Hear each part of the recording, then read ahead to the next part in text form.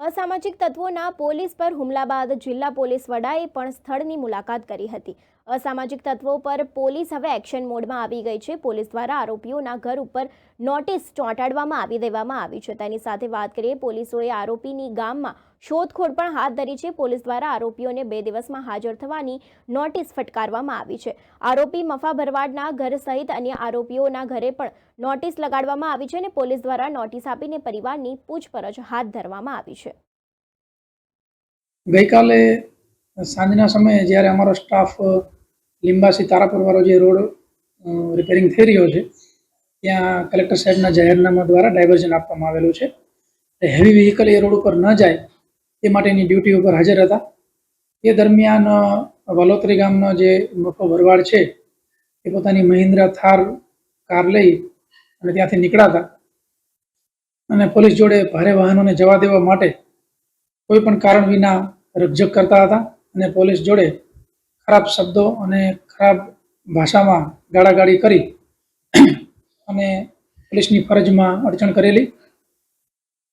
આ દરમિયાન ત્યાં હાજર જે કોન્સ્ટેબલ્સ હતા એ સ્ટાફે થાણા અધિકારીનો કોન્ટેક્ટ કર્યો। સરકારી ગાડી ત્યાં ડ્યુટી ઉપર હતી જગ્યા ઉપર અને થાણા અધિકારી એમની પ્રાઇવેટ ગાડી લઈને તાત્કાલિક પહોંચ્યા।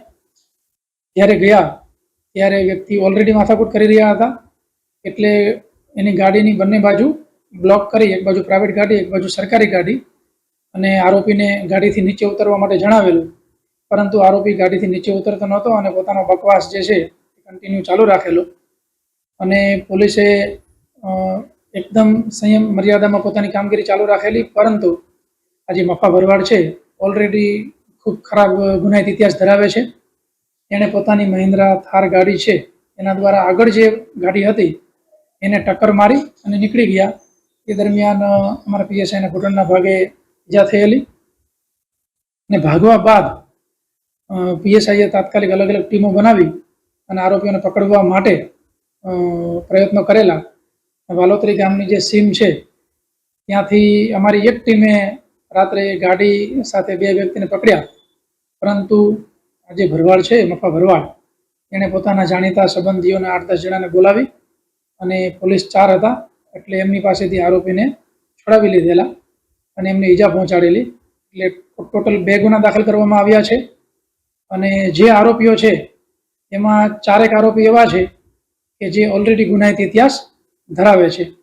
હાલમાં અમારી અલગ અલગ ટીમો સક્રિય છે। તમામ આરોપીને સત્વરે ઝડપી લેવામાં આવશે અને ખૂબ જ વ્યવસ્થિત તપાસ કરી અને આરોપીઓની વિરુદ્ધમાં કાર્યવાહી કરવામાં આવશે। અત્યારે અમારી ટીમો એક્ટિવ છે, એટલે એક આરોપીને હેન્ડઓવર કરવામાં આવ્યા છે અને એમની પૂછપરછ ચાલુ છે। એમનો રોલ શું હતો એ જે મફા ભરવાડ છે એની સાથે ગાડીમાં હતા, એની ડિટેલ પૂછપરછ કરી અને અન્ય આરોપી બાબતે હાલ ઇન્વેસ્ટિગેશન ચાલુ છે। મફો ભરવાડ જે છે નશીલી હાલતમાં હતો એ પકડાયા નથી અને જ્યારે પકડાયા ત્યારે તરત ને તરત એના બીજા મિત્રો આવીને જોડાઈ ગયેલા, પરંતુ એ જે સમય હતો એના એ સમયગાળામાં કોઈ આપણે ચોક્કસ એવું નહીં કહી શકીએ કે નશાની હાલત હતી કે નહોતી, પણ જો એને અત્યારે પકડી લઈશું તો એના આધારે આગળ ખબર પડશે। અમારી અલગ અલગ ટીમો એક્ટિવ છે અને ચોક્કસપણે આરોપીઓને પકડી લઈશું।